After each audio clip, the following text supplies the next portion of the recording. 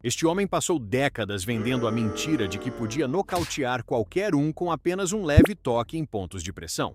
Mas quando ele aceitou ser testado por cientistas diante das câmeras de TV, a farsa inteira desmoronou em poucos minutos. Este homem passou décadas vendendo uma mentira. E o mais perturbador é que os alunos dele nunca estiveram fingindo.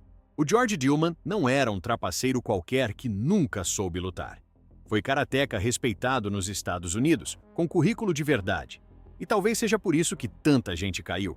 Quando alguém com credencial real te diz que existe um poder secreto, fica muito mais fácil acreditar.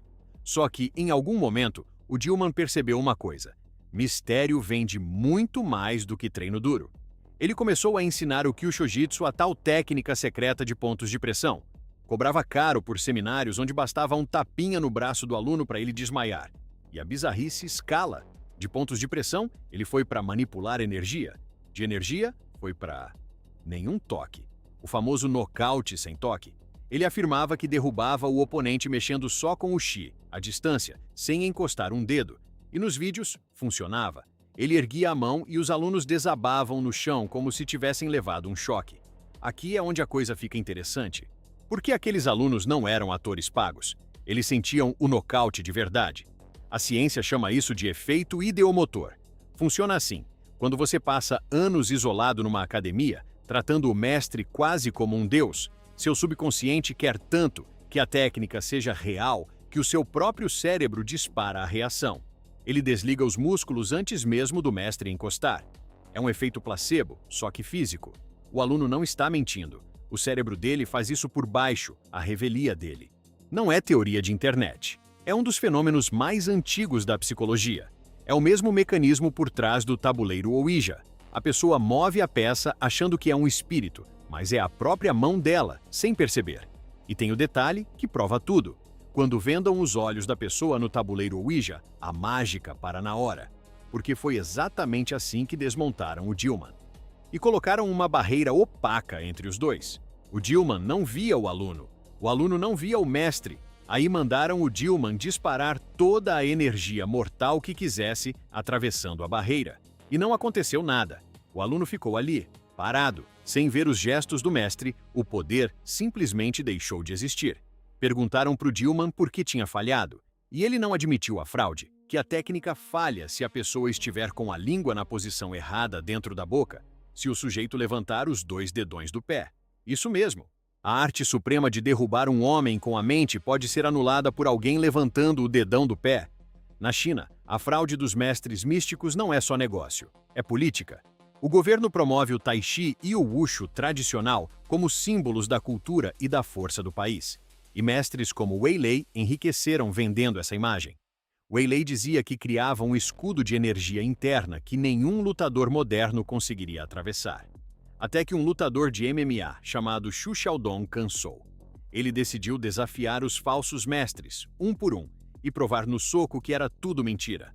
A luta contra Wei Lei, em 2017, durou menos de 20 segundos. O que ele recebeu foi um lutador de verdade vindo para cima. Wei Lei foi atropelado, caiu no chão e apanhou até o árbitro separar. E a desculpa? Wei Lei culpou os sapatos. Disse que estava de tênis novo, com sola de borracha, e que escorregou no piso sintético.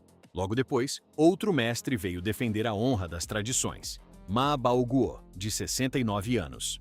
Ele subiu para enfrentar um amador 20 anos mais novo. Foi derrubado 2 vezes e nocauteado em cerca de 30 segundos por um único gancho de direita. Teve que ser socorrido por equipe médica ali mesmo. Mas a parte mais chocante dessa história inteira não é nenhuma das surras. É o que o governo chinês fez com o homem que expôs tudo. Para proteger a imagem das artes marciais tradicionais, o Estado virou a vida do Xu de cabeça para baixo. Rebaixaram o crédito social dele para a pior nota possível, o que o proibiu de comprar passagem de avião e de trem-bala. Em uma das vezes, ele teve que dirigir 36 horas para chegar numa luta.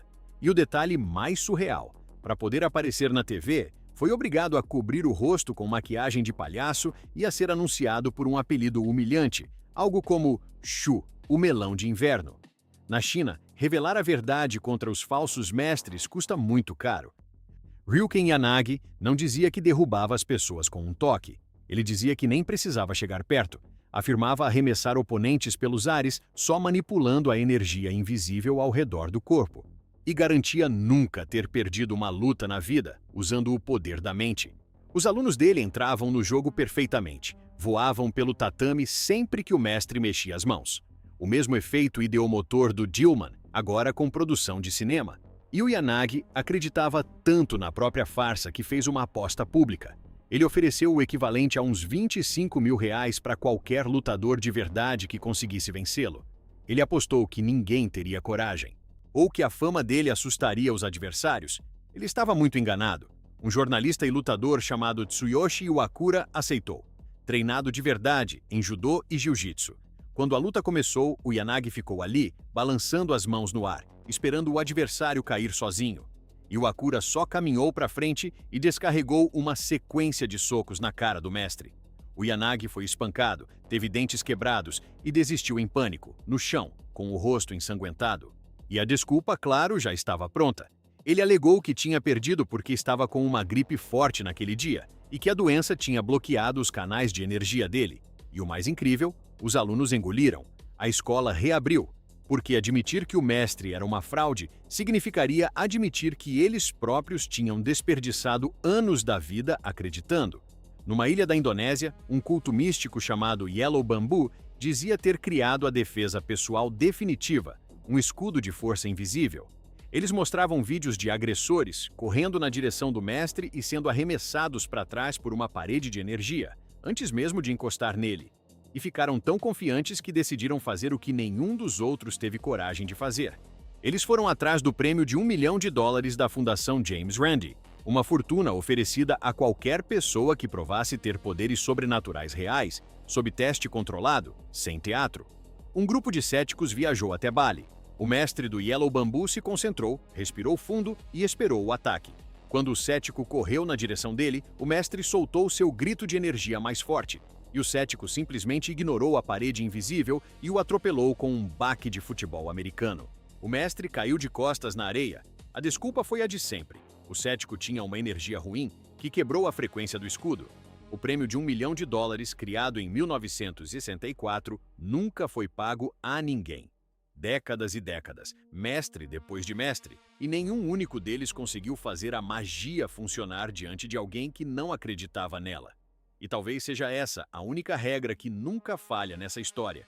A energia, o chi, o escudo, o nocaute sem toque, tudo isso funciona perfeitamente. Funciona dentro de uma sala cheia de gente que precisa que aquilo seja verdade. Basta uma única pessoa de fora entrar. Um cético, um cientista, um lutador. E a mágica evapora no mesmo instante. A física sempre vence a ilusão. O problema é que a vontade de acreditar é mais forte que a física. Por isso, enquanto você assiste isso, em algum lugar do mundo, um novo mestre está abrindo uma nova academia. E sempre vai ter alguém disposto a acreditar.